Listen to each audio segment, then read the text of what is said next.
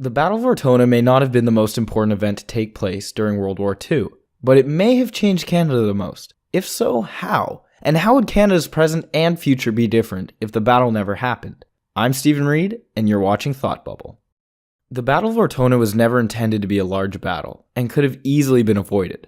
As part of Operation Husky, volunteers of the Canadian 1st Infantry Division headed for Sicily on the 10th of July, 1943.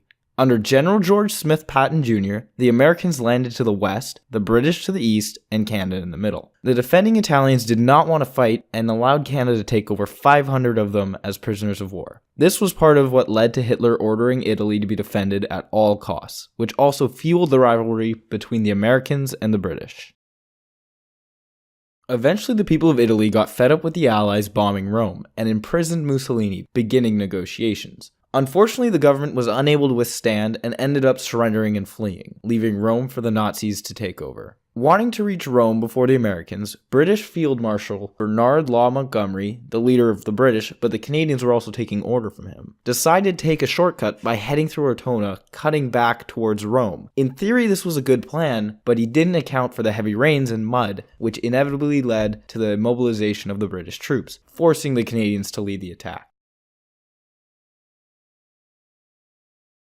Ortona was just across the Moral River, but first the Canadians had to pass through vineyards riddled with barbed wire. There are few farmhouses where German troops sat and picked off Canadian troops. After crossing the Moral River, the Canadians still had a large ravine known as the Gully in between them and Ortona. With German troops on the other side, to cross the gully would be suicide. However, Montgomery believed Canadian troops to be expendable and sent them along. They made no progress.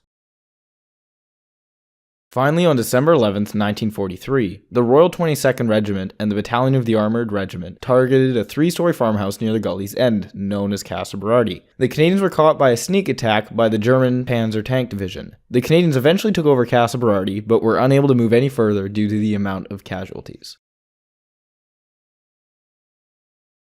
Montgomery believed that the Germans would retreat, when in reality they were preparing for the battle by creating obstacles by destroying buildings, planting bombs, and setting booby traps. The rubble from fallen buildings was used by the Germans to funnel the Canadian troops into the streets where German snipers would pick them off from the rooftop. Because of this, moving out in the street was suicide, forcing the Canadians to find a new way of gaining ground. Known as mouse holing, the Canadians would blast a hole through a building's wall, allowing them access to the adjoining building where they would shoot Germans on the other side. This allowed the Canadians to adapt to this new close combat way of fighting that they had not been trained for.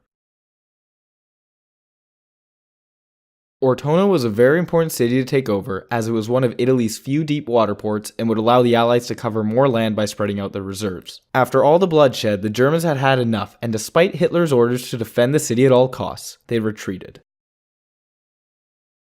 Although a relatively short battle, 2,600 Canadian lives were lost, for little reason other than the rivalry between the British and the American leaders. The amount of lives lost no doubt helped lead Canada into the conscription crisis of 1944, which ended up digging an even greater division between the English and French Canadians. The Battle of Ortona changed the way close combat was fought, by using a technique solely created out of need. Mouse holing ended up being used later on in the war by other members of the Allies, and is still used to this day in many Middle Eastern wars, such as the Iraq War and the Afghanistan War, as the structural layout is similar to what it was in Ortona. Without mouse holing having been created during this battle, it may have been invented later on, but possibly not, leaving many current Canadian soldiers to be fighting out in the open rather than hidden and moving discreetly from building to building. The battle also created the need for better close combat training. If not for the large amount of Canadian soldiers' lives lost during this battle, keeping in mind that it only lasted for a small period of time, conscription may not have become necessary since the Battle of Ortona was one of the events that began the idea of conscription, and as the men who died may have lived to fight the rest of the war. If this was the case and conscription was unnecessary and unused, it is possible that the Bloc Québécois wouldn't have formed and began fighting for Quebec's sovereignty. This would be all due to the divide between the French and English Canadians not increasing like it did, which may have allowed for a better sense of community between the groups in our present day. As for the future, it is very likely that the technique of mouse holing will continue to be utilized, at least until deemed unnecessary. It is also possible that the division between the French and English Canadians could become greater if another situation similar to this was to happen again. In the end, the Battle of Ortona wasn't the most important event during World War II, but because of changing the way close combat war was fought and creating new techniques, partially leading to the conscription crisis, and changing the way soldiers trained for close combat war, it was the event that changed Canada the most during World War II.